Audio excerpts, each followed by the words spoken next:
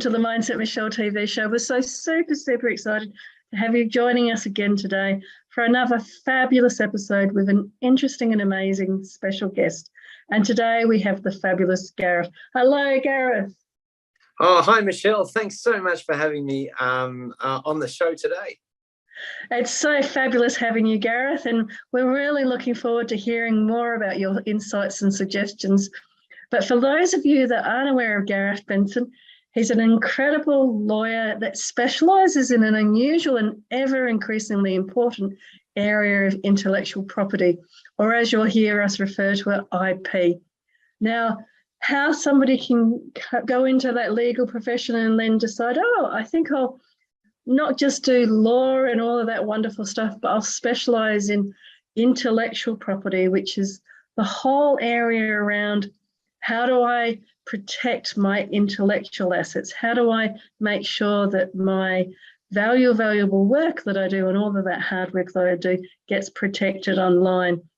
But before we get into all of that, Gareth, do you want to share with people a little bit more about how you came to get into law and how, more importantly, you came to get so passionate about IP? Sure, Michelle. Yeah, well, I think it all comes down to ideas. Intellectual property is that area of law that actually protects ideas. And I have been an idea maker, creator, and innovator for over 2 decades. Probably ever since I was at university, I was playing with ideas. For me, that was in the creative field at first. I think, I was always ambitious to marry my passion and purpose together with my business practice. And that's subconsciously or not led to the practicing as an IP lawyer, but has also led me down the path of entrepreneurship. So in short, Michelle, it's ideas that fuse and bind us as human beings. And I'm very passionate about discussing all aspects of that around ideas and intellectual property. Wonderful. And I imagine you were the bright spark in the classroom then growing up, full of ideas and possibilities and wondering, about that creativity and how do the ideas bring us together. Did you always feel like, sometimes kids when they're growing up think about wanting to be a fireman or something? Did you always think you'd be somebody that would be challenging how people think and looking at ideas in that way? I probably didn't think that it was going to lead in totally this direction, because I was quite a creative kid, but then I think that's been an evolution of my purpose as I've continued the great adventure down, of life, and I feel that while your schooling and then uni, teaches you certain skills. I found that essentially I'm still the idea maker, but I've found a great power in helping others with their ideas as well, because simply it's accelerated opportunities to learn. So I hold space with people with ideas, but I'm also a maker and creator. And so, I think that therein highlights the power of purpose in what we all do. We're all given gifts, I believe. And that when we amplify our own freedom, when we share them with others and help others along their way. And so that's what I've learned in probably this period of time. And also, I guess it's a mindset for success too. Helping others along the way helps amplify your ideas as well. It sure does. And it so nicely leads on to then, what do you for yourself think that success means to you? And I like how you described how, it was about your ideas and your creativity. And then as you kind of evolved and grew and become more expert at your profession, you realised that you also use that power for good and help other people with their ideas too. So out of all of that, what do you think success now means to you?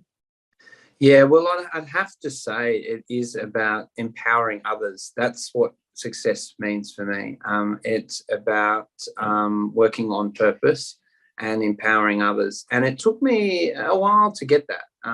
But I absolutely believe that. I mean, it's 20 years since I became a practicing lawyer, and most people would say, oh, that's a symbol or story of success. But the irony, Michelle, is that when I actually got there at 26 years of age, I was a country kid. I studied hard, and I wanted to succeed.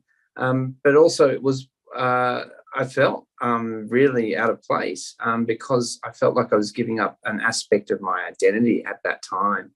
But learning to marry the two parts of who I was, as a lawyer, but also still as that idea maker or creator, I found my purpose. So I'm now, very passionate about sharing that with others. And that also came to the foundation of releasing a book on the subject last year too, which I'm sure we'll talk about. But essentially, success for me, to answer your question, is about the empowerment of others and their ideas. That's what success looks like for me. Wow, what a fabulous way of looking at success. And I really like how it expanded into not just for you, but serving others with supporting their ideas as well.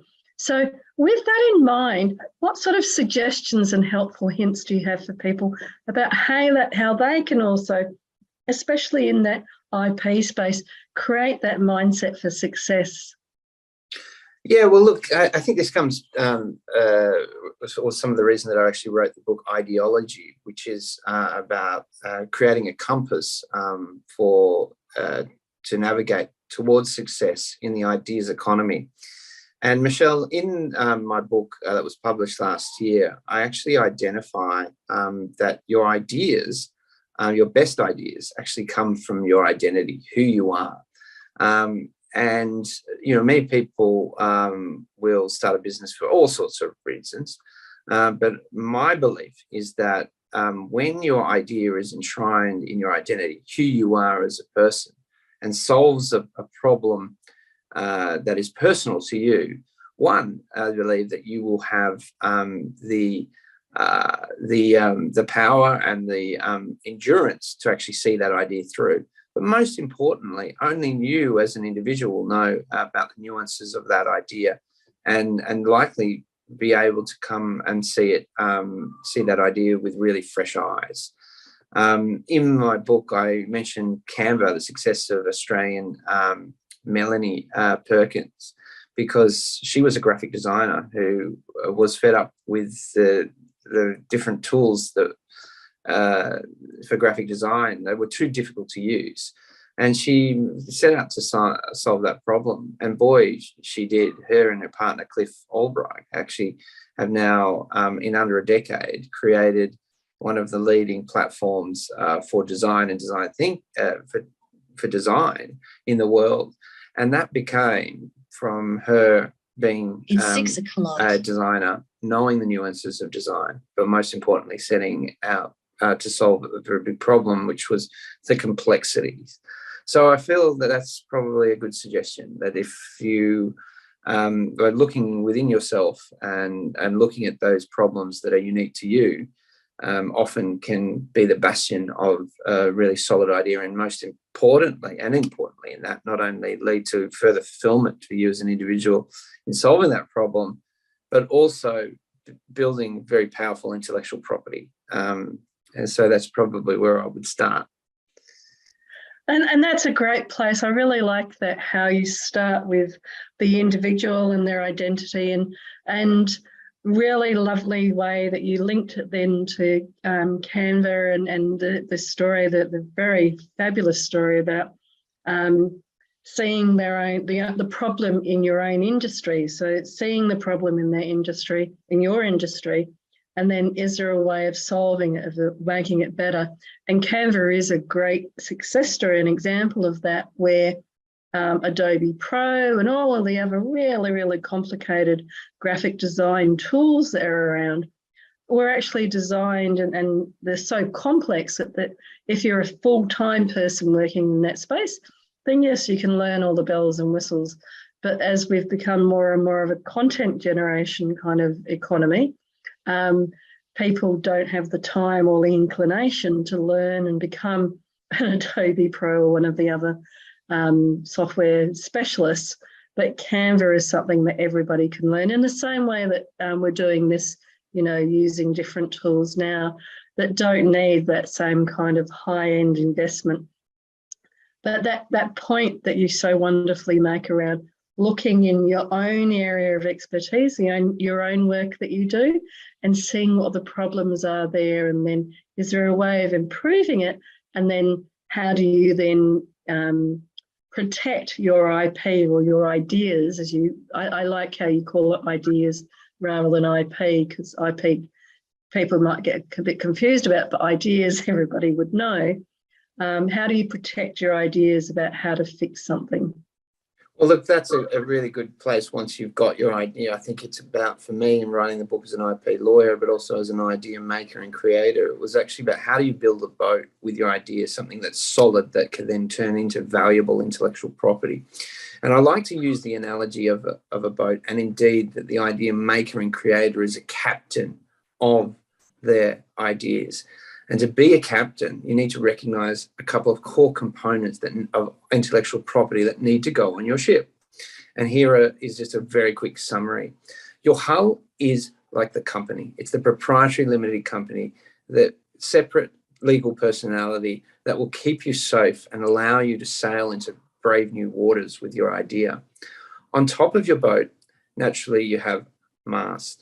And a mast, and the first thing and part of the intellectual property that you need to protect often or not is the name or the symbol, a logo that goes with your business. This is the flag that you hoist high above the ship and is known as your trademark, so that anywhere you go, in any harbours you sail, other businesses can recognise that you are the owner of the business and indeed the brand and the symbol and logo that goes behind it, so you can wave your flag high. On top of that boat, and within it is where your valuable ideas and can grow into assets. And therefore, you need to grow your ideas into basically registrable intellectual property. And these are things like patents, if you have a new invention.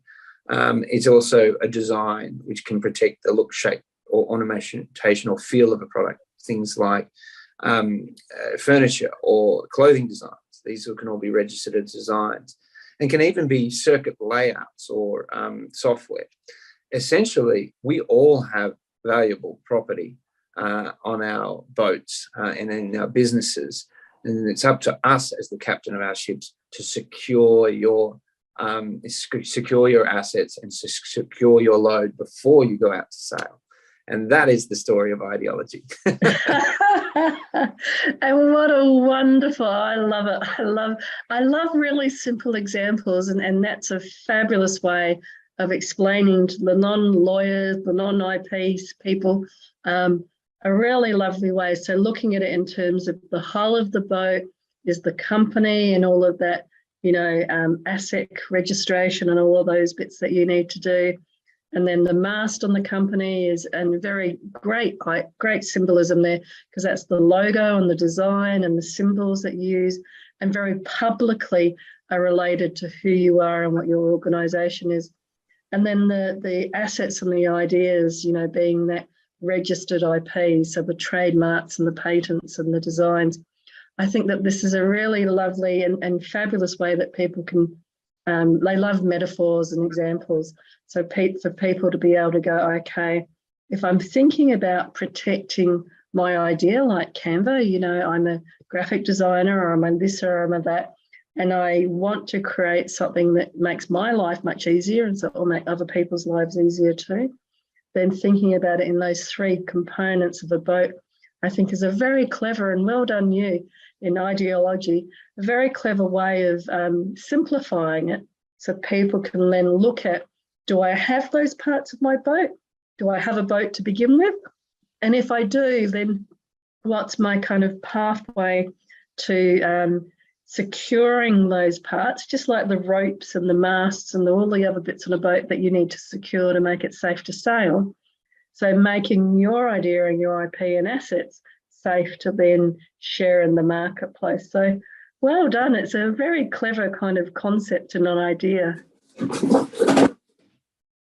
Thank you. Yeah, I actually had I have a copy of it here because it's not just about the boat. It's also about the map. But we'll get tell to us that. more about the map, then. Well, the great thing is, and this is the point of time, and sorry to do a disappearing act, but at the end of the day, what I just wanted to share is a new idea. And in the book, actually, the end of the story, the beginning of the story is building the boat. Then you're ready to go on the journey. But in order to go on the journey, you need to have a map. And really, that's about the strategy. And so once you've actually secured your assets, your ideas, it's about having a strategy to market. And this is what we hear a lot about Australian businesses, is that they're great, actually, at even conceiving great ideas, but they have a very poor track record in taking it to market. So a lot of what ideology is about also then, once you've got it protected, is to value that idea, and then to actually strategize and create strategies towards commercialization.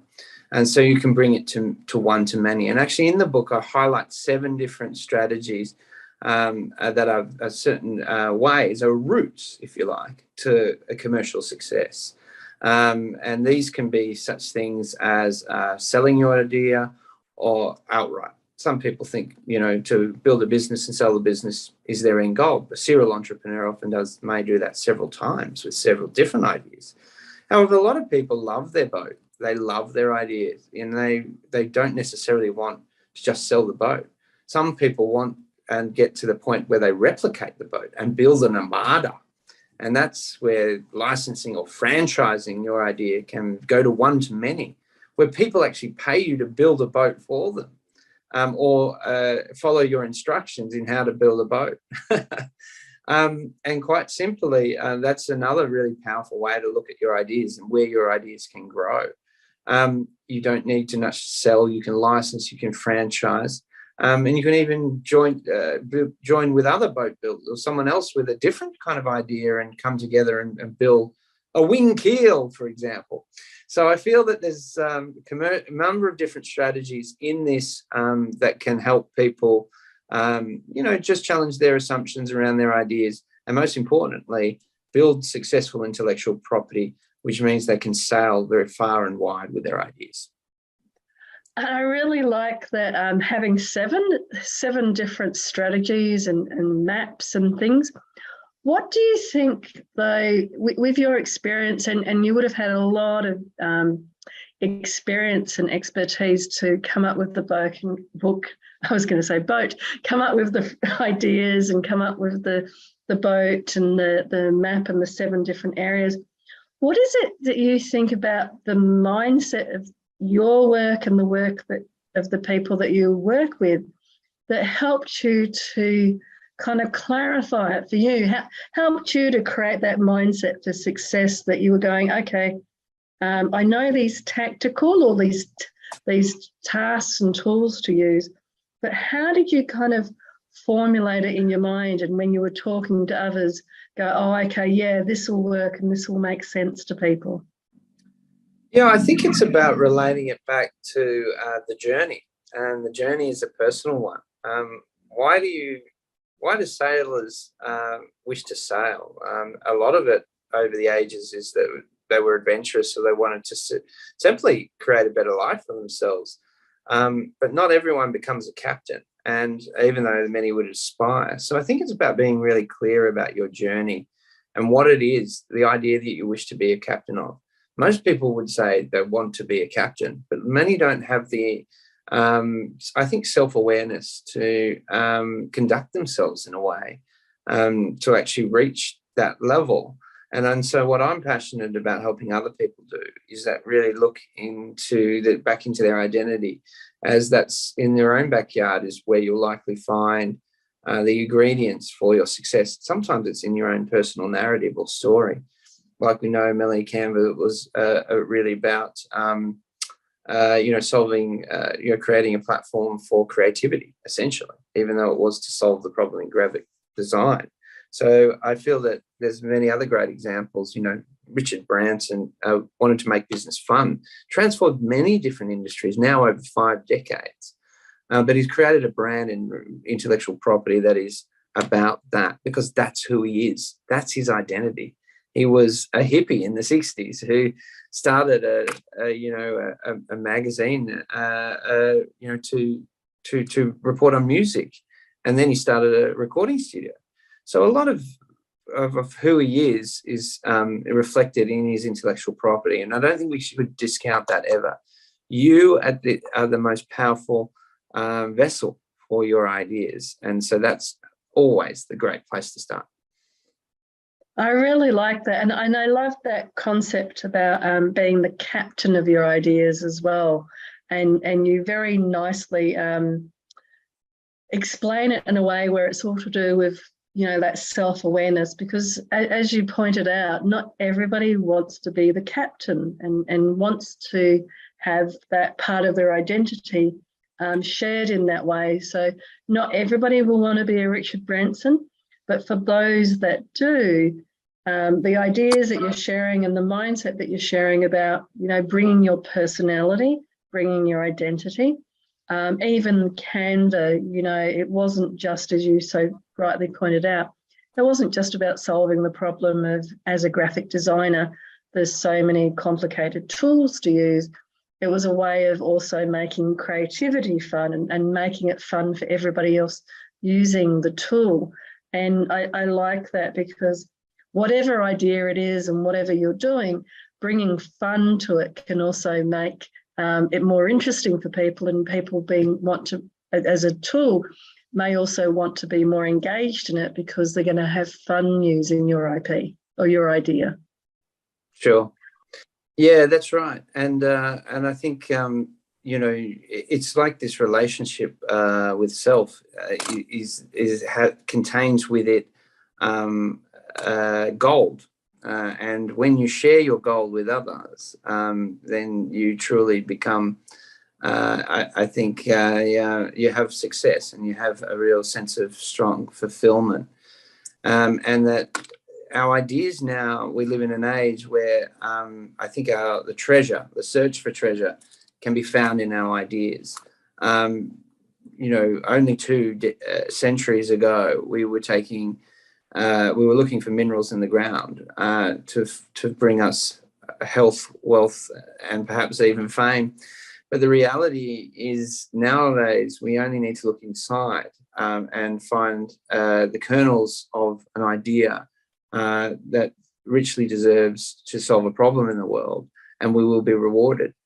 And so I find our ideas are the new gold, but moreover, we have that gold within us all along, and that is the reason for the adventure. What a beautiful way of framing it. We already had the gold inside. What a lovely way of framing it, Gareth. I really appreciate how beautifully you're sharing these concepts and ideas, and that I've heard that before. One of my entrepreneur teachers very early on talked about how he believes everybody's sitting on this mountain of wealth, but it's about uncovering what that wealth is inside of you. And for those that choose to be like the captain of their ideas, the captain of their self-awareness, and captain of, you also talked at the beginning about identity, understanding your identity. So whatever label, and please choose your own if you're watching, but whatever label you want to put on it, but that choice to understand what it is you bring as your unique gifts and skills to the universe. And also you so beautifully tied it back to, with your own journey, the passion, you had the creativity, you had the lawyer side, and your crossover point, if you like, your passion point was actually doing this IP and helping other people with their ideas and creativity. So for the people watching and looking at, well, how can I do this as, building my mindset, looking for those crossover points. Again, what am I doing? What are the gaps and what are the pain points that we have in what we're doing? And then how can I be the captain of those ideas, and which ideas am I passionate about? I really love that whole focus back on the relationship with yourself, because as you so wonderfully point out, it's inside of you, and it's that uncovering who you are and what you want to do that will then help you to be captain of that ship. Yeah, that's absolutely right, Michelle. Yeah, in summary, I think that is. I mean, and here might actually be a final part of this picture that puts it all together. For me, I was always, as a child, and as I mentioned, I was a creative person, and I still am. But actually, my passion was storytelling. So, isn't it interesting that in the expression, and writing a book is a high expression of intellectual property? I might say it took me 5 years to actually finish it. But the story about the captain and the ship is actually, storytelling is for me something that I've always been passionate and been doing for a very long time. And it isn't interesting that here we are, and that I'm sharing these ideas through stories. So I kind of feel like that our stories contain gold, and that when we really look within our stories, we can actually see perhaps small traces or glitters of gold that we can, over time, we're able to actually discover more. And when we really begin that discovery, we might actually find our story contains some powerful ideas that we can bring out to the world and share with others, that make and can be valuable intellectual property for all. So yeah. What a wonderful way of pulling it. What a wonderful way of pulling it together, Gareth. Just so beautifully about the story of your life and the gold that's contained in that story. I'm so fascinated. I'm sure people watching would love to hear more. So what's the best way that people can get hold of you? Listen, because I launched the book last year, actually, you've got a personal website, and acknowledging this, that business is personal, and it should be, also for pleasure. So I started a website, garethbenson.com. It's actually a landing page for my book, but also contains a number of interviews that I've done with leading entrepreneurs, where we unpack what intellectual property is for them, and we unpack some of their ideas. So there's some resources there. It's also a place you can get in contact with me, because I have a number of workshops and that I've also facilitated around idea making and creation, and of course understanding the power of intellectual property. So yeah, garethbenson.com, or you could always find me on LinkedIn as well. Fabulous. And finally, I hear the creativity and the IP and the ideas and all of those really wonderful things. If you were to look back now and give some advice to your younger self, what do you think you would say? I think, it'd be at peace with the journey, because the journey is the adventure, and all things reveal themselves with time.